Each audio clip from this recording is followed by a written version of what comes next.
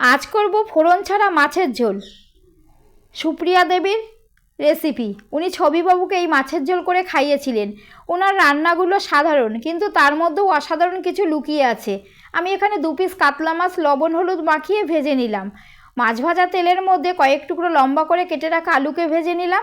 একটা বাটিতে হলুদ আর লঙ্কার গুঁড়ো একটু জল দিয়ে গুলে মাছ ভাজা তেলের মধ্যে আরেকটু তেল দিয়ে তার মধ্যে দিয়ে একটু কষিয়ে নেব, কাঁচা গন্ধ যাওয়া পর্যন্ত। ভাজা আলু দিয়ে ভালো করে মিশিয়ে নিয়ে উপর থেকে জল ঢেলে দিলাম আর পরিমাণ মতো লবণ দিয়ে সিদ্ধ হওয়া পর্যন্ত আলু ওয়েট করব। আলু সিদ্ধ হয়ে গেছে। এবার এর মধ্যে মাছ 2 পিস দিয়ে 2 চামচ সর্ষে বাটা দিয়ে ভালো করে ফুটিয়ে নিলাম।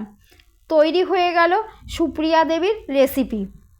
রেসিপিটি ভালো লাগলে লাইক দিও। নতুন বন্ধুরা চ্যানেলটিকে সাবস্ক্রাইব করে আমার পাশে থেকো। খেতে কিন্তু অসাধারণ হয়েছিল এই